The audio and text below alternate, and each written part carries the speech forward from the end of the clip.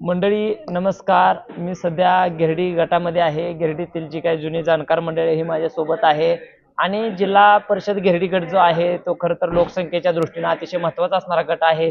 किंबहुना या गटामध्ये जे असणारी काही लोक आहेत या ठिकाणी या भागाचा विकास, याचबरोबर येथील असणारी राजकीय समीकरणं, या सर्वच गोष्टी ज्या आहेत आपण लोकसंवाद मराठीच्या राजकीय कट्ट्यावरती मांडतोय आणि या संदर्भात माझ्यासोबत गावातील काही जुनी जाणकार मंडळी आहे आणि त्यांच्या माध्यमातून काही गोष्टी आपण जाणून घेणार आहे. यावेळेला जिल्हा परिषद आणि पंचायत समितीची जी निवडणूक होती ती 8 वर्षानंतर लागली आहे. त्यामुळे येथील जे काय वातावरण आहे कशा पद्धतीचं आहे?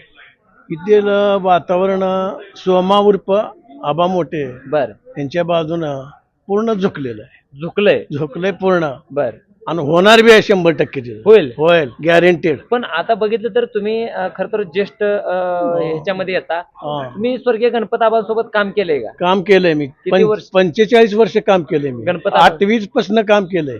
इयत्ता 8वी पासून. मतदान नसताना बर हा. कमीत कमी आबासाहेबाचे 8 इलेक्शन केलेत मी. 8 इलेक्शन केले. म्हणजे मतदान कोणाला केलं 8 इलेक्शन? आणि गाडी पुन्हा कबशी होती, पुन्हा आता बाबासाहेबला शिट्टीला. बर बर बर.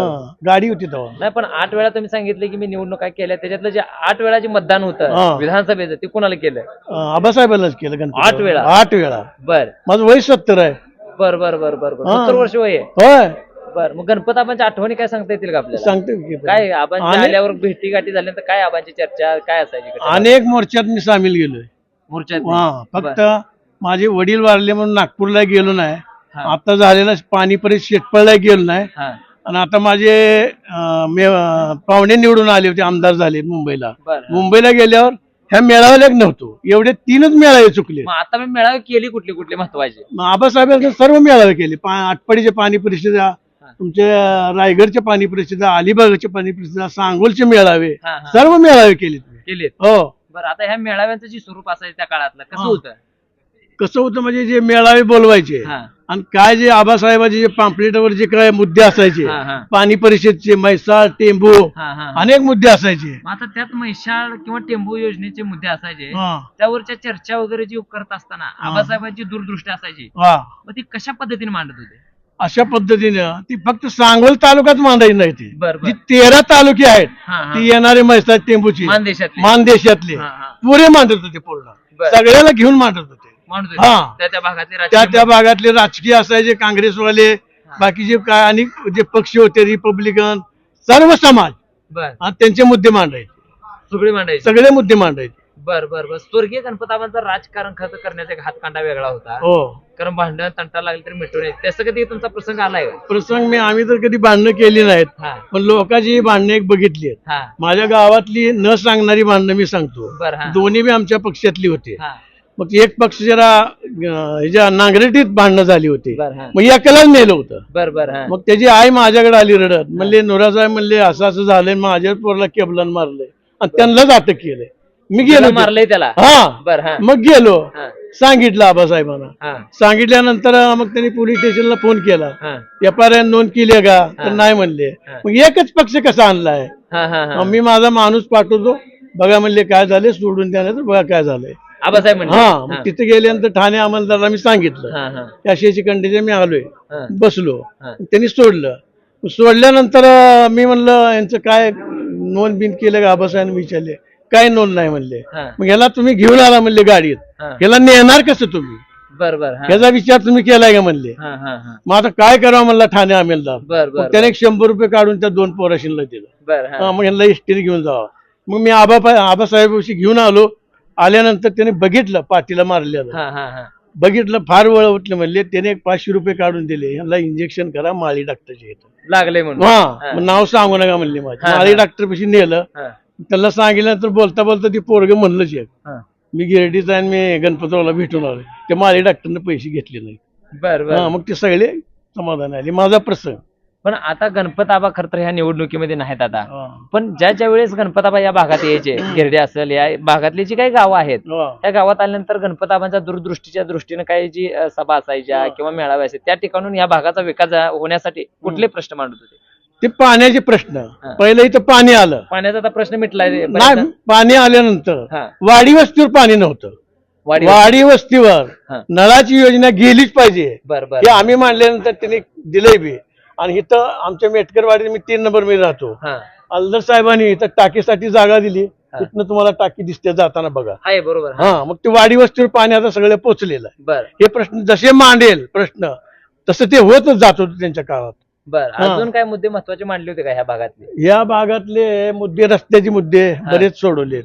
रस्त्याचे मुद्दे बरेच सोडले. कारण गावगाड्यातली जर बघितलं तर सगळ्यात महत्वाचा रस्ता पानंद रस्ता. तिथं पानंद रस्त्याच्या आता अडचणी काय आहेत का? आता पानंद रस्ता जास्त अडचणी, जमिनी आता 4 भाव आहेत, त्यांच्या वाटण्या झाल्या, कोण माग कोण पुढं. त्यांना पानंद रस्ते पाहिजेत. त्याचा शिकार मी बी आहे, मला बी नाही रस्ता, माझ्या जमिनीच लॉक आहे.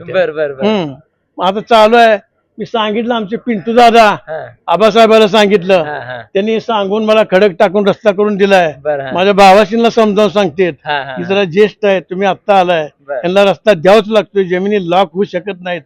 अशी खंबीर नेतृत्व आमचे पिंटू दादा आहेत, माने सर आहेत, सगळी जी कंपनी आहेत ती आहे नेतृत्वातलीच कंपनी आहे सांगायला. आपण आता ह्यात बघितलं तर स्वर्गीय गणपताबांच्या नंतरची ही जिल्हा परिषद आणि पंचायत समिती निवडणूक पहिल्यांदा होती. त्यांची पुकडी या राजकारणात भासवते का? भासते की जरा भासते. कशी भासते? माझ्या ज्येष्ठ नागरिकाला मला भासते. त्यांची आठवण होते. त्यांची ती सांगायची ट्रॅक्टर, बसवायची ट्रॅक्टर, समजावून सांगायची, मिटवायची ट्रॅक्टर, आपण कशासाठी काम करतोय हे सांगायची ट्रॅक्टर. आपण गोरगरिबासाठी, दीन दलित, अल्पसंख्याक, मुस्लिमची सर्व जातीला पकाखाली घेऊन चालवणारं नेतृत्व होतं. काय सांगेल त्याची उत्तर बरोबर देऊन ते मिटवून जात होते, बाकी काय करत नव्हते. मग आता यात बघितलं तर या निवडणुकीमध्ये बाबासाहेब हा नौका चेहरा म्हणावा लागेल. आमदारकी खर तर त्यांना मिळाली, पण खर तर या सांगोला शहरामध्ये येऊन किंवा सांगोला तालुक्यात त्यांना 4.5 वर्ष झाली. पण त्यांना आबासाहेबांचं काय बालकडू किंवा जे काय गोष्टी पाहिजे त्या मिळाल्यात असं वाटतंय का? वाटतंय मला. कसं वाटतं? त्यांच्या पावलावर पाल टाकून बाबासाहेब चाललेत. माझ्यासारख्या ज्येष्ठ कार्यकर्त्याला वाटतंय, नक्की वाटतंय, मला 100% वाटतंय. आता अनुभव थोडा कमी असेल, आमचा अनुभव आहे त्यांना नसेल. आम्ही आबासाहेबांचं काम केलंय, तिथे डॉक्टर जवळ ज्यादा सानिध्यात नसणार आहेत, ते शिक्षणात होते. पण मला वाटतंय की बाबासाहेब हे दुसरेच आबासाहेब होणार आहेत, निश्चित मी सांगू शकतो. आबासाहेब होऊ शकतात. पण खरं तर 4.5 वर्षाचा त्यांचा अनुभव आहे आणि त्या पद्धतीने खरंतरी राजकीय खरंतर गदारोळ असतील, कलबत्ता असतील, बदलत असतात. आणि या वेळेला जिल्हा परिषद पंचायत समितीला खरंतर नगरपालिकेचं तुम्हाला चित्र माहिती आहे की नाही माहित नाही मला, माहिती आहे. त्यांची युती झाली भाजप सोबत, दीपक आबा आणि बाबासाहेब, आणि त्यांना पराभवाला खरं अपयशाला सामोरं जावं लागलं. हे कसं आहे, पब्लिक आहे, कधी कुणाची बाजू घेऊन कुठं जाईल, कसे नाराज होतील हे लवकर लक्षात न येणारी गोष्ट आहे. त्यामुळं एवढं झालंय. शेकापच्याच खरं तर निष्ठावंतांनी त्यावेळेस त्यांची साथ सोडली नगरपालिकेमध्ये, असं मला वाटत नाही. मग आता ह्या जिल्हा परिषद पंचायत समितीला हीच शेतकरी कामगार पक्ष, कारण दीपक आबा आणि बाबासाहेब एकत्र आहेत आणि गिरडी गटात सुद्धा त्यांना ते युतीतून जागा सुटलेली आहे, बरोबर. तर या वेळेला मग इथं आबा मोठेंचा ही होईल का, म्हणजे टिकतील का या सगळ्या? गॅरंटेड टिकतील, कारण त्या आबा मोठ्याचं कामच असं आहे की विचारू नका. शैक्षणिक, सामाजिक, राजकीय ह्या कामातला तो पोरगा आहे. त्याची जाणीव मला ज्येष्ठ म्हणून. कुठलाही प्रसंग असू दे, 12-3 बाय असू दे, भांडण असू दे, ऍक्सिडेंट असू दे, तिथं जाणारच ते. रात्री 2:30 वाजू दे, 3 वाजू दे, 4 वाजू दे, ती व्यक्ती तिथं आबा सोमा आबा मोठे निश्चित जाणार तिथं. तुम्हाला जर बघायचं असलं तर बघा, तुमच्यावर प्रसंग आला तर मग मला बोला तुम्ही. पण आता ह्या वेळेला खरं तर पुढचे विरोधक जे असतील, खरं तर त्यांचं जे काही चक्रव्यूह आहे ती भेदण्यासाठी हा माणूस सक्षम वाटतंय. सक्षम आहे. तुम्हाला काय वाटतंय दादा? नाही, आबा मोठीची कामं फार चांगली आहेत इकडे.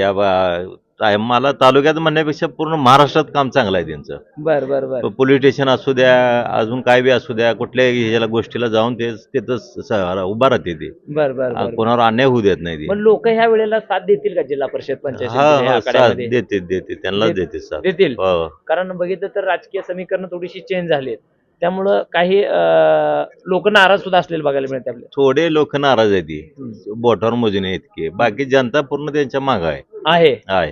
त्यामुळे यावेळेला बाजी ते मारतील 100% मारतील. मंडळी आपल्या सोबत ही तर गिरडी गावातील जुनी जाणकार मंडळी होती, आणि खरं तर स्वर्गीय गणपताबांचा विचार असेल, वारसा असेल, याच बरोबर खरं तर वेगवेगळ्या भागामध्ये त्यांनी जी काही कार्यकर्ते पेरलेत आणि त्याच खरं तर एक उदाहरण आपल्या समोर आहे. आणि ही खरं तर मंडळी जुनी जाणकार मंडळी गावातील युवक पिढींना राजकारणाचे धडे देत असतात, आबासाहेबांचे विचार लोकांना सांगत असतात. आणि जिल्हा परिषद पंचायत समिती खरं तर स्वर्गीय गणपताबांच्या नंतरची पहिलीच सांगोल्यामध्ये पार पडते. आणि या निवडणुकीमध्ये खऱ्या अर्थानं वेगवेगळ्या भागात वेगवेगळ्या गटात असणारे जे काही उमेदवार आहेत ते आपल्या आपल्या पद्धतीने प्रचार करताना देखील आपल्याला बघायला मिळतात. मात्र गिरडी गटाचं जे चित्र असणार आहे ते एक वेगळ्याच लेवलचं असणार आहे, अशा पद्धतीची भूमिका येथील नागरिकांनी व्यक्त केली आहे. आणि या भागामध्ये सोमा मोठे म्हणजेच आबा मोठे खरं तर आघाडीवरती असल्याचं देखील यांच्या सांगण्यातून येते. तर आपण निश्चितपणानं लोकसंवाद राजकीय कट्ट्याच्या माध्यमातून लोकांसमोर ह्या गोष्टी मांडत राहणार आहोत. धन्यवाद.